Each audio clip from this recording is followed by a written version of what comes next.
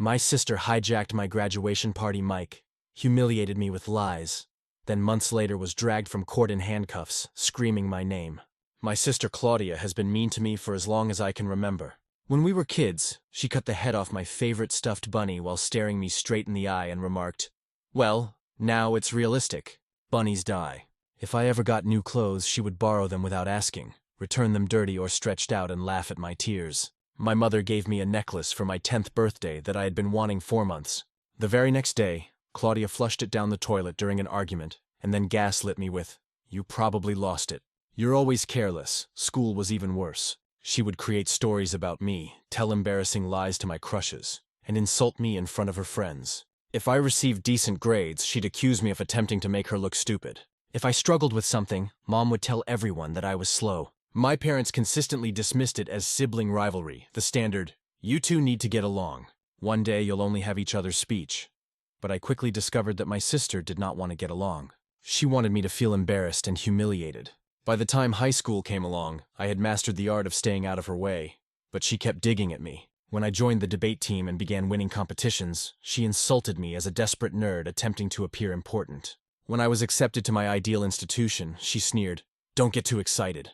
You'll probably fail and come back." I was really looking forward to my high school graduation celebration. It wasn't only about the party. It was about finally appreciating something I'd worked for without Claudia in the spotlight. My parents agreed to let me host it in our backyard. I invited friends, instructors, and extended relatives. I spent weeks planning it with fairy lights, a taco bar, and a music that I spent hours creating.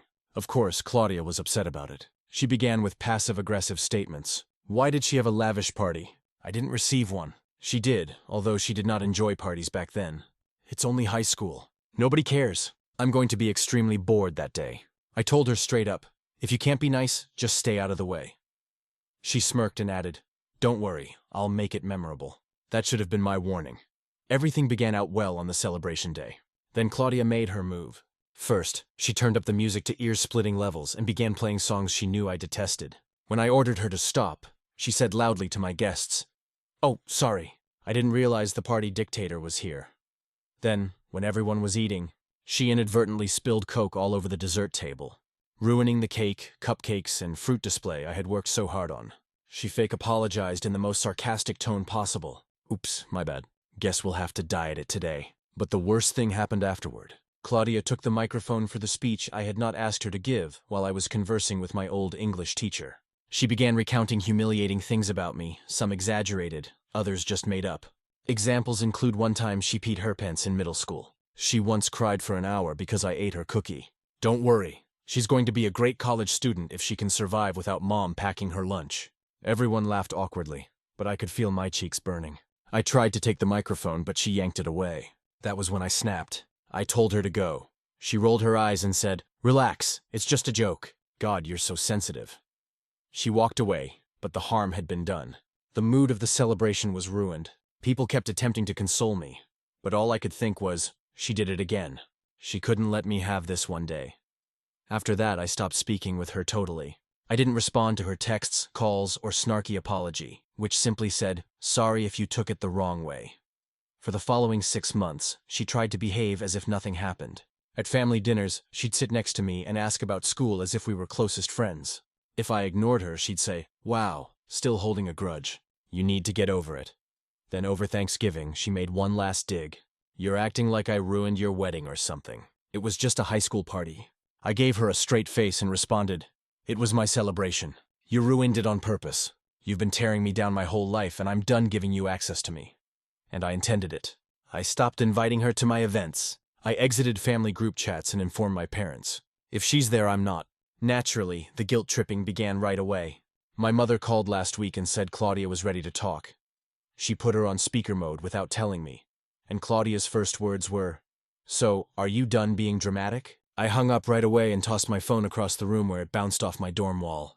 My hands shook as I took it back up and blocked Claudia's number for the 15th time this week. 20 minutes later, my roommate knocked on my door, holding her laptop and wearing a strange expression. She showed me her Instagram messages, and there were 3 new profiles, all made within the last hour, sending her walls of text about how I was mentally ill and needed assistance. The usernames were made up of random integers, but the writing style was entirely Claudia. My roommate watched as I took screenshots of everything and saved them in the evidence folder I'd created on my laptop. The next morning, in the cafeteria, she sat across from me and moved her plate away. She inquired if any of Claudia's claims were real, and I could tell she wasn't sure what to trust. I took out my phone and showed her the video Elisa had taken at my graduation party, which included Claudia's entire speech and my attempt to grab the microphone. Her expression changed from bewildered to scared as she watched. She stated my sister was very messed up and asked whether I had told anyone about it. That afternoon, I walked to the college counseling center and stood outside for 10 minutes before finally entering. The receptionist handed me an intake form, and I sat there staring at the section on family connections. There was a checkbox for familial trauma, and I hovered my pen over it for a minute before marking it. Days later, I was sitting in Dr. Morrow's office telling her about the plush bunny and how Claudia had looked me in the eyes while ripping off its head. I told her about the jewelry in the toilet, the graduation party, and everything else. She listened without interrupting, then said something that made my entire body feel lighter. She stated that what I had experienced was not sibling rivalry, but rather systematic emotional abuse. That night, Albert discovered me crying in the common room after my father left me a voicemail about how I was pulling the family apart. He sat down next to me, and I eventually told him everything from the beginning. He held me as I described 20 years of being ripped down and humiliated. He said, "No wonder you flinch when people raise their voices." Later that week, I was alone in my room, going through old family photos on my laptop. Claudia was either smirking at the camera or doing something to injure me that appeared to be playful, but was actually not. She was tugging my hair, grabbing my arm, or treading on my foot as everyone else smiled for the picture. How come no one noticed what was going on right in front of them? A week later, I was studying when someone began hammering on my door. I opened it to find my mother standing there with Claudia directly behind her. My mother said we'd speak it out like grown-ups and began pushing past me toward my room. I blocked the doorway and told them to go, but Claudia screamed that I was overly emotional and selfish. My RA heard the commotion and dashed down the hallway. She inquired whether everything was fine, and I informed her that these folks needed to leave. Claudia began yelling, claiming she was my sister and had every right to be there. Campus security arrived within minutes and led them both out, while Claudia yelled the entire time about how I was ruining everything. The next day, I met with University Legal Services, who assisted me in filing paperwork for a no trespass order. The council emphasized that if Claudia's behavior worsened further, I could be eligible for a restraining order. That evening, Elisa called from home, seeming fatigued. She said Claudia had been telling everyone I'd suffered a mental breakdown in college and was fabricating tales for publicity. Several people we knew from high school had contacted Elisa, asking what was going on. Elisa had been defending me, but she admitted it was getting more difficult because Claudia was so convincing. 2 weeks later, I returned to Dr. Merrow's office, and she handed me a stack of articles about narcissistic abuse. Everything made sense when I read about gaslighting, public humiliation, and how abusers always act the victim when confronted. I wasn't crazy, nor was I being overly sensitive. I was angry, and for the first time it felt like the appropriate answer. 2 days later, E was sitting in economics class when my phone rang with a call from my father. I left it on voicemail and listened to it after class. His voice exhausted as he told that Claudia had been crying for weeks and that her therapist had advised family reunification was critical to healing. I understood the manipulation right away, yet it still made my chest tight. Albert approached me at the library that afternoon and proposed we resolve my social media issues once and for all. We spent 4 hours in his dorm room, building new accounts with fictitious names and maximum privacy settings, barring everyone who might be connected to Claudia, her pals, anyone from high school who could leak information. I wonder what Claudia is thinking when she performs these things. Ripping the bunny's head off while staring at her sister appears overly deliberate for a child. Each block seemed like another brick in the wall between me and my former existence. Midterms and papers kept me busy for weeks, and before I knew it, it was almost Thanksgiving. My parents had been calling regularly, promising Claudia that she would be at her boyfriend's family dinner in Chicago, and that I would safely return home. Despite my instincts screaming at me, I drove the 3 hours home, assuring myself it would be all right for just 2 days. I froze as I stepped in the front door with my overnight luggage, seeing Claudia sitting at the dining room table with her familiar sneer. My mother appeared from the kitchen stating we needed to hash this out as a family. I turned around without saying anything, got back in my car and went directly to Aunt Susan's house 20 minutes away. Susan opened the door in her jammies, obviously astonished to see me standing there with my suitcase. But she drew me in and made coffee while I sat at her kitchen table.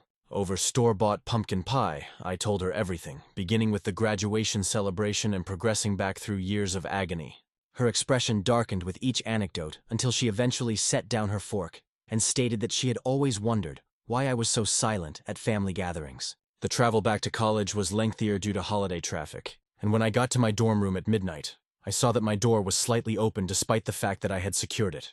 Nothing was stolen, yet everything was incorrect. My diary was in a different shelf. My laptop was open when I had left it closed, and my dresser drawers were not fully closed.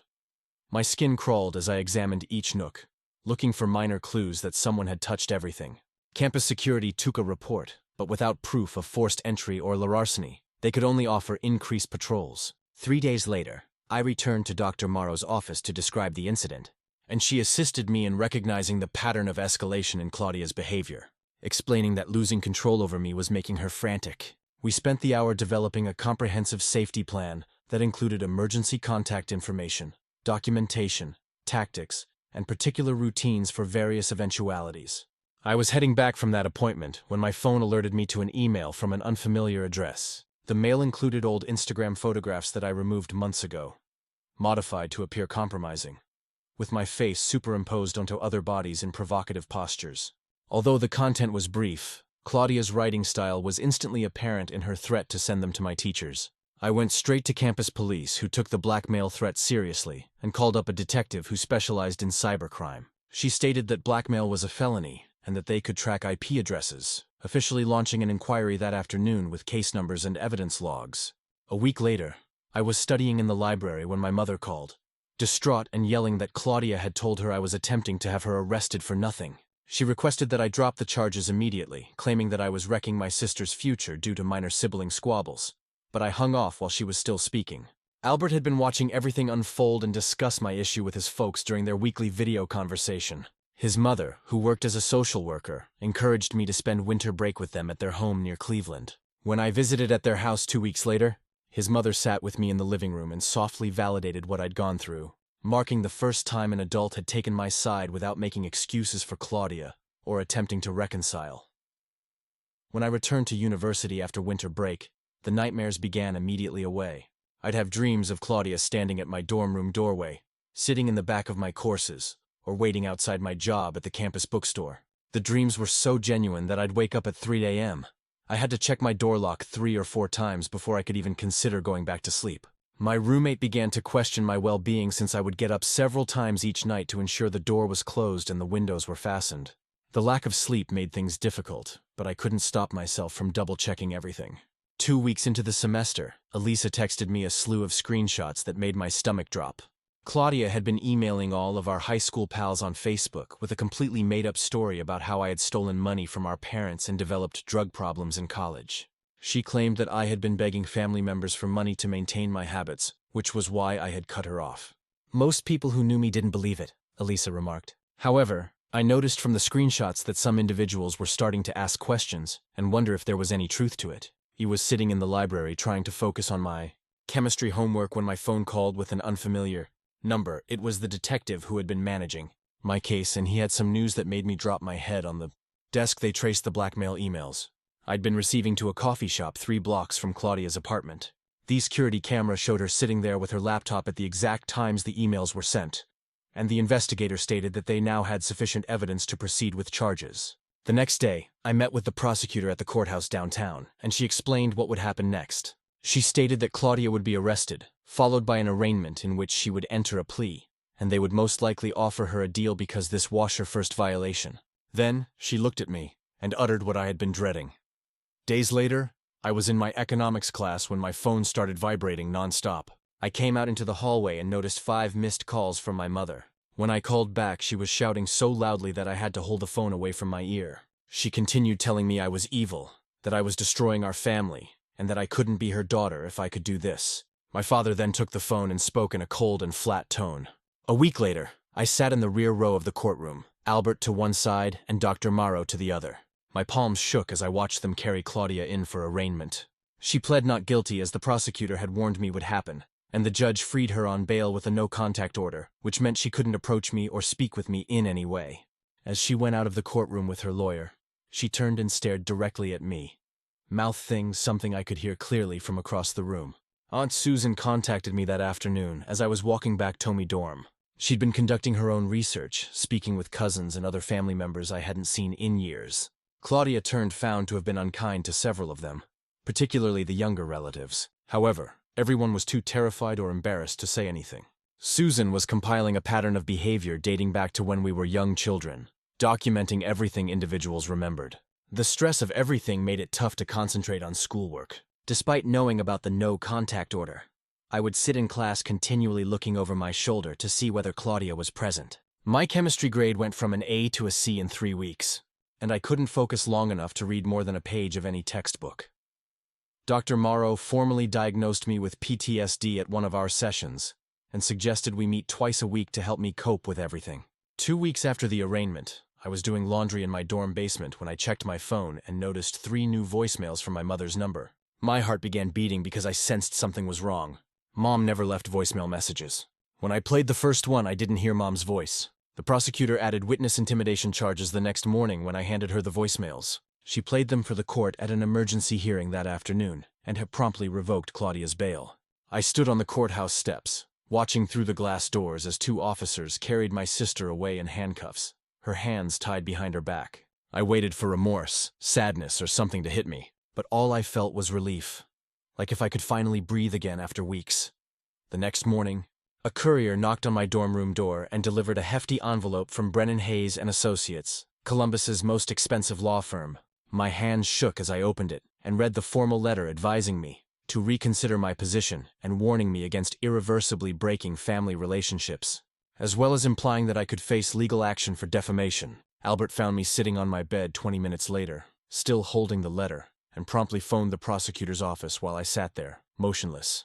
The prosecution urged us not to worry because this was standard intimidation techniques. But I couldn't stop thinking about how my parents were spending thousands of dollars to protect the person who had been hurting me my whole life. A week later, Dr. Morrow set aside her entire afternoon to assist me in writing my victim impact statement, and each sentence felt like tearing glass out of my flesh. I wrote about the stuffed bunny, the Flushing necklace, the botched graduation party and all.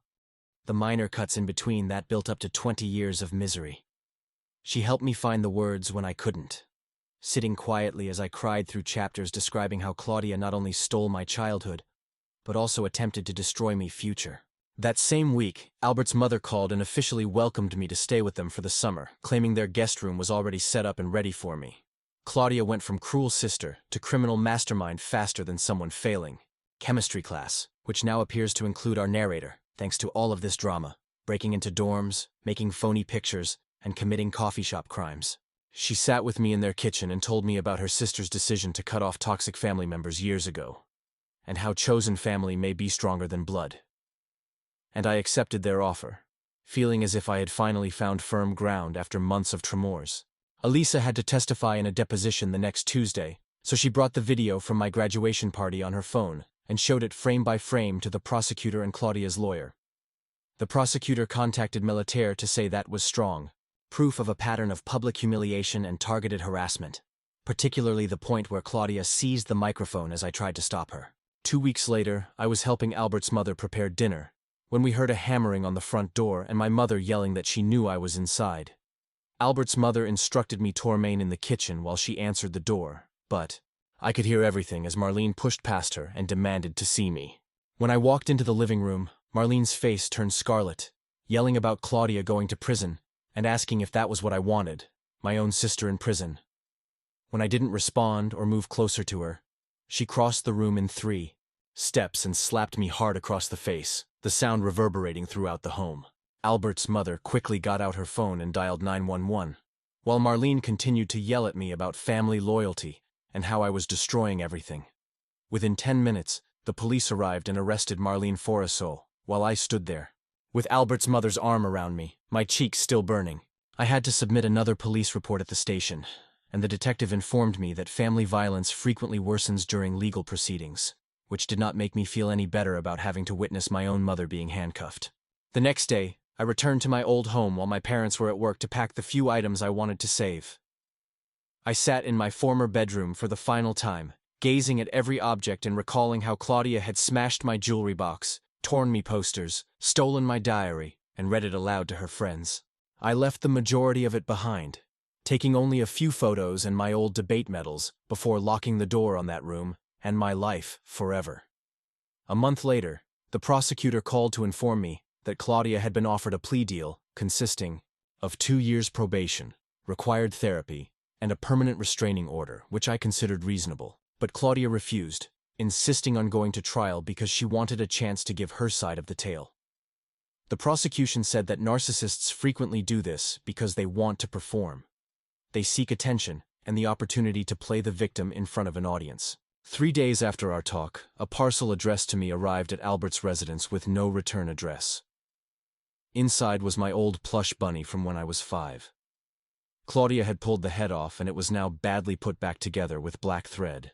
The note simply stated, "Fixed it for you," and was signed, Mom. However, it felt more like a threat than an apology or peace offering. Meanwhile, Aunt Susan had been discreetly documenting whatever she could find, rummaging through old boxes in my parents' attic and compiling a timeline spanning 20 years. She discovered elementary school report cards with teacher remarks regarding my withdrawn and anxious behavior with my sister. I found my old journals, which I assumed were lost. I found images of me flinching away from Claudia as a toddler. The pattern had always existed, scrolled in a dozen different handwritings by instructors, counselors, and coaches who had all sensed something was amiss, but had never quite joined the dots. 2 months later, I decided to start something on campus that I never thought I'd have the courage to do. I reserved a tiny room at the student center and distributed brochures promoting a support group for persons who had experienced family abuse. The first meeting, I sat with my notebook and 3 seats arranged in a circle, watching the door and wondering if anyone would show up. A female named Ashley strolled in first, followed by a guy named Ben and another girl simply known as Kay. We sat for an hour, mostly looking at each other. However, at the end, Ashley was crying about her stepfather, and Ben was talking about his elder brother, who used to lock him in closets. By the 4th meeting, we had 12 participants and needed to move to a larger room. The prosecutor called me the following week to inform me that the trial date had been set for 6 months. I attempted to concentrate on my lectures, but when the notice that I'd have to testify arrived 2 days later, I threw up straight in my dorm room. Albert held my hair back as I heaved into the garbage can, and Dr. Morrow spent the entire following session reminding me that I was stronger than I realized, and that I had already survived the worst part. Mrs. Chelsea from back home spotted me in the cereal section at a supermarket shop near college. She drew me into a strong hug before I could move away, telling me how much my mother missed me and how she looked dreadful without me. The guilt hit me like a blow in the stomach, and I abandoned my entire cart right in the aisle. I drove back to my flat, crying so hard that I couldn't see the road. 2 weeks later, things worsened. Claudia's lawyer filed a motion claiming that because I was mentally unwell, my testimony should be invalidated. They wanted all of my therapy records, every single session with Dr. Morrow, and anything private I'd ever said. Dr. Mara sat me down and described what was going to happen, how they would try to use my PTD diagnosis against me, and how they would twist things to make me appear insane.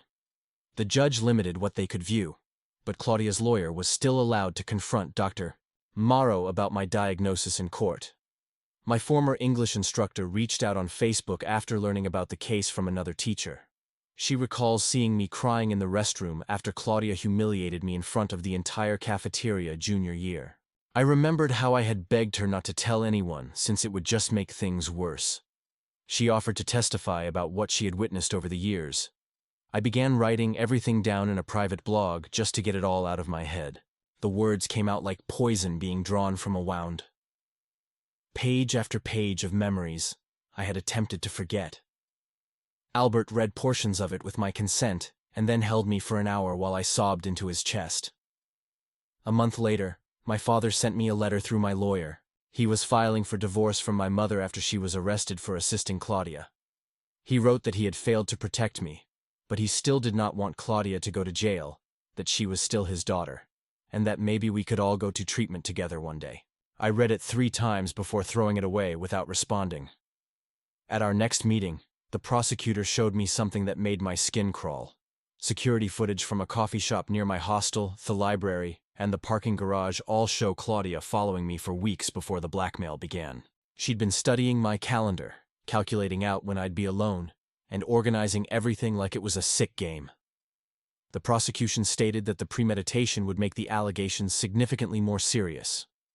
I was sitting in my psychology course the next week when someone behind me laughed in a high, nasty tone that sounded exactly like Claudia. My chest tightened and I couldn't breathe or think. So I gathered my belongings and fled out of the room. I spent an hour in the bathroom attempting to calm my breathing, spraying cold water on my face and practicing the counting techniques Dr. Morrow taught me. 2 weeks later, I was sitting in Dr. from Morrow's office, staring at this light bar she was holding while she discussed how EMDR could help with trauma memories. She shifted the light back and forth as I imagined Claudia pulling my bunny's head off, and my gaze followed suit, and I started sobbing harder than I had in years. But the memory felt different afterward, like if I was viewing it through thick glass rather than experiencing it again. Aunt Susan called Albert the next day, crying because she'd been discussing the trial with her daughter Sophia. And Sophia broke down and told her that Claudia had cut up her wedding dress with scissors the night before her wedding 6 years ago, convincing everyone Sophia did it herself during a panic attack about getting married. Sophia had been in treatment ever since, believing she had experienced a breakdown. But now she knew Claudia had done it, and she wanted to testify. And Aunt Susan kept saying how sorry she was for not believing me. My scores began to improve after I discovered out how to compartmentalize legal information in my mind during class, and my economics professor approached me after I aced the exam and offered me a research assistant position for the following semester, which felt like the first typical positive thing to happen in months. A month later, the pretrial hearing began. Even though I didn't have to go, I read all of the transcripts online, and Claudia's lawyer was attempting to get the whole thing thrown out, claiming it was a family issue rather than a criminal matter. However, the judge stated that the evidence of premeditation and the gravity of the conduct plainly placed it in criminal territory. I was headed to my statistics class on Tuesday morning when campus security hurried past me into the humanities building. I followed and noticed Marlene standing there with a huge poster board banner that stated, "Forgive your family." While students took pictures with their phones, security seized her arms and she began screaming that I was hurting our family and that God would punish me for turning my back on blood. They carried her to their car as she continued to yell, and I subsequently found out she was detained again for breaking the restraining order. That delivery with the old rabbit appears to have arrived at the perfect time just after Claudia rejected the plea agreement. Makes me question if Marlene is indeed behind it, or if someone else intended to convey a warning about what's to come. 2 weeks later, the prosecutor summoned me to prep sessions where she forced me to practice, answering questions while pretending to be Claudia's lawyer, in an attempt to make me appear insane or malicious.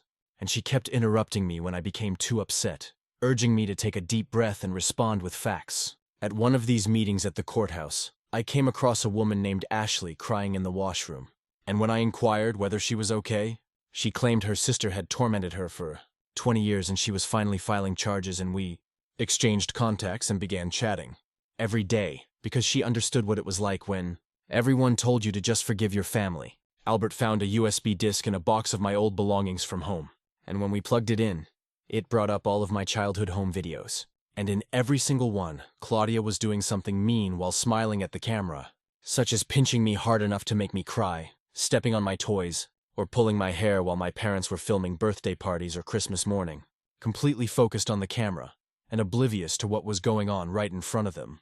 Claudia's lawyer told the Columbus Dispatch a week before the trial that I was a troubled young woman looking for attention and fabricating stories about my loving sister. And by lunchtime, it was all over social media with high school students taking sides. My campus support group also commented on the post, sharing their own stories of abusive siblings. Albert's mother, who works in social services, began calling around and located 3 different therapists who had treated people at Claudia's previous workplaces for workplace bullying. While they could not violate confidentiality to testify, they all admitted off the record that Claudia had a clear pattern of targeting one individual at each employment until that person departed or had a breakdown. Even though the therapists could not testify directly, the prosecutor stated that this information would help prove a trend. 2 weeks later, we were seated in the courthouse for jury selection, and I watched as person after person was grilled about their views on family. One woman was promptly removed after saying that families should always forgive one another, regardless of what happened. Another guy was cut for saying that siblings argue all the time and that it's normal, so he was also cut. The prosecutor wanted people to understand that family members, like anyone else, may be abusers. Dr. Morrow scheduled an extra session for me 3 days before the experiment began, and something simply snapped while we were talking. I realized I'd spent my entire life keeping my folks from realizing how horrible things were with Claudia. I never told them the worst stuff since I didn't want to raise difficulties or force them to choose sides. I was so busy trying to be the good daughter who didn't make a scene that I let Claudia slowly ruin me. The night before the trial, I was in my hotel room with Albert reviewing my notes when my phone called from an unknown number. I answered, and my father's voice was slurred and inebriated, stating Hewished I hadn't been born since none of this would have happened to their family. Albert grabbed the phone and hung up, leaving me shivering. The next morning, Elisa arrived at my hotel after flying in from California, where she had moved for employment. We remained up late that night, reading through our old yearbooks, and she pointed out photo after image of me attempting to avoid Claudia at school gatherings. She remembered how professors would assume we were just sisters, when I would arrive to class with red eyes from sobbing. The first day of trial began with opening statements, and I felt awful watching Claudia sit there in this conservative gown she had never worn before. The prosecutor presented dates and examples to demonstrate 20 years of escalating abuse, but Claudia's counsel continued to refer to it as sibling rivalry that was exaggerated. Claudia genuinely dabbed her tears with a tissue as if she were the victim here. The next day, they showed the graduation party film, and some jurors shifted uneasily in their seats as Claudia grabbed the microphone.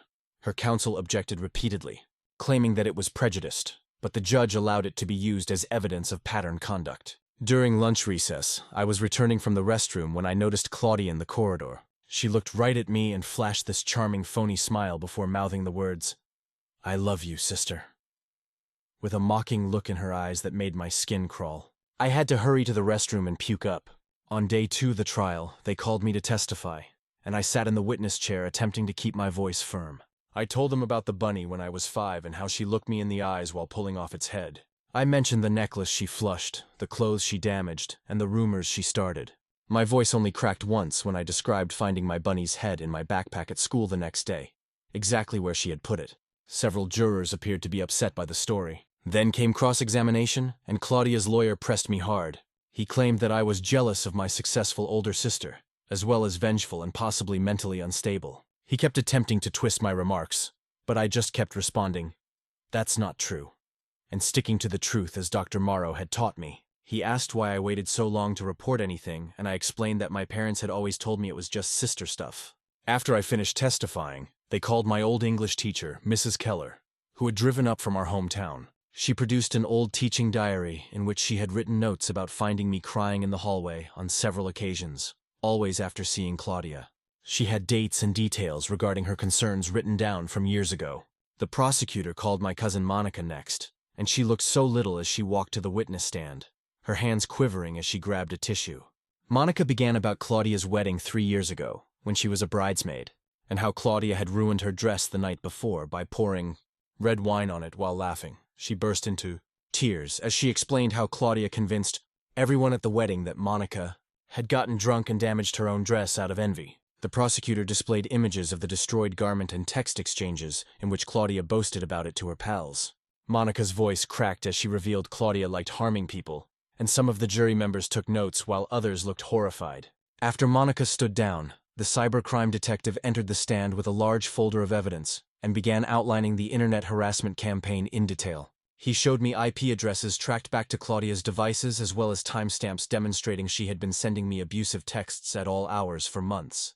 My images were manipulated horribly on the bogus social media accounts she made, and she put them on sites I can't even explain.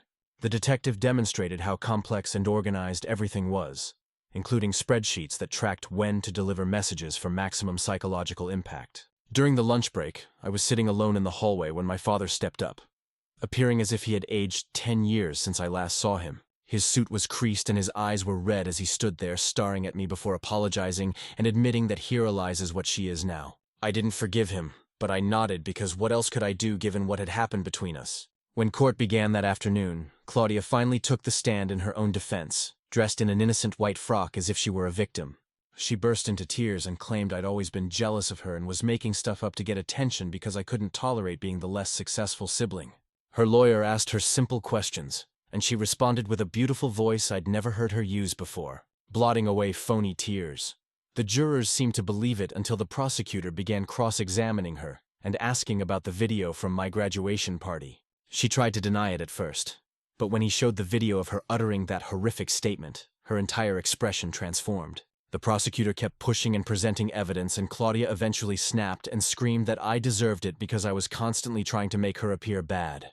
The entire courtroom fell silent, and I noticed jurors slump back in their seats as they finally saw the genuine Claudia beneath the act. The following day, character witnesses testified, and my teachers described how I had been a decent student who suddenly began missing courses when the harassment began.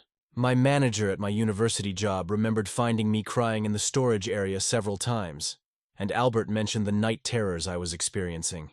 Elisa gave him texts in which I begged her to help me find out what I had done wrong to make Claudia so angry. That night, back in my apartment, I couldn't sleep and kept replaying Claudia's testimony in my thoughts. Even though I knew the truth, the ease and convincingness with which she lied made me doubt myself at first. Because that is what years of gaslighting do to you. I stared at the ceiling till morning, reflecting on how she had almost convinced me that I was the problem again. Just like when we were kids, the 5th day of trial was dedicated to closing arguments, during which the prosecutor detailed the progression from childhood bullying to criminal harassment and stalking. He displayed a timeline of how things worsened after I severed touch, emphasizing Claudia's lack of remorse despite overwhelming proof. The defense lawyer contended that family dysfunction and sibling rivalry had gotten out of control rather than criminal action that required jail time. While the jury deliberated, I sat in the corridor with Albert holding my hand, Elisa on the other side, and Aunt Susan across from us. 20 years of facts suddenly making sense. Must be like discovering that your childhood house was constructed on a poisonous waste dump. Explains a lot, but doesn't make it any less dreadful. Susan glanced at me and said, "Whatever happens, you've already won by breaking free." I wasn't sure I believed her yet. We'd been waiting for 2 hours when we heard shouts from outside and security officers rushed past us to the courthouse entrance. Marlene had returned, violating her restraining order once more, and was yelling at reporters that I had destroyed our family, while attempting to push through security to get inside. The guards held her arms as she attempted to spring at me through the doorway, shouting that I was a liar who had turned everyone against them. The officers arrived within minutes, and detained her for violating the restraining order, while the BIFE instructed us to return inside. We spent the remainder of the day sitting in the corridor waiting for news, but none came. The next morning, the prosecutor found us in the same position, and informed us that the jury had requested to examine the graduation video, and all of the cybercrime evidence again, indicating that they were taking it seriously. I couldn't eat anything, so Albert kept bringing me water that I couldn't drink as we watched other cases being handled and resolved around us. Dr. Morrow arrived around noon and sat with us for a bit, telling me that whatever occurred, I had already won by standing up to them, that Claudia no longer defined me. Something about hearing this made me understand she was correct, since for the first time in my life I was not afraid of my sister. The 3rd day began the same way, with us sitting in those rough plastic chairs when the bailiff appeared and announced that the jury had returned. My hands began to shake so badly that I could barely stand up. As we returned to the courtroom and saw the jury take their places, the foreman stepped up carrying a piece of paper, and I gripped Albert's hand so tightly that I thought I'd break it. Guilty of all counts, including harassment, blackmail, and witness intimidation. Claudia's expression changed from smug-toe astonished to absolute wrath in roughly 3 seconds. The judge began discussing scheduling, but Claudia sprang up and lunged across the defense table at me, yelling that I had ruined her life. 2 court officials apprehended her, but she continued to fight and kick, making threats about what she would do to me if she got free. The judge pounded his gavel and added contempt of court to her charges as she was carried out, still screaming. He set sentence for 6 weeks later, and the prosecutor indicated that with multiple felonies and her current behavior, she faced 2 to 5 years in prison. Outside the courts, reporters waited, and I gave them a brief statement about how I hoped this would help other abuse survivors seek justice, even if the offender was family. Then we proceeded to Albert's house, where I just broke down and screamed for what seemed like hours while his mother made tea and his father ordered pizza, and they just let me weep. My support group hosted a modest celebration for me the following week, and one woman stated I had given them all hope that they could stand up to their own abusers. A week later, I received a letter from Aiden with a check for my whole education fund, which Marlene had attempted to withdraw before the restraining order was issued. He wrote that he had moved out, filed for divorce, and began therapy, and that he was aware that he had failed me, but was working to improve. 6 weeks later, we returned to court for Claudia's sentence, and she received 3 years in prison, 2 years probation, and required psychological treatment.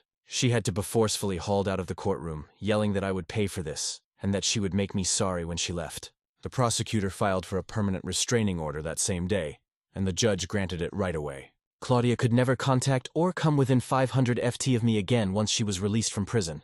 If she broke it, she'd be sent back to jail. I could now breathe without looking over my shoulder. During our following appointment, Dr. Morrow helped me comprehend how I really felt. She suggested I was mourning the family I should have had, rather than the one I ended up with. That made perfect sense because I was not sad about losing them.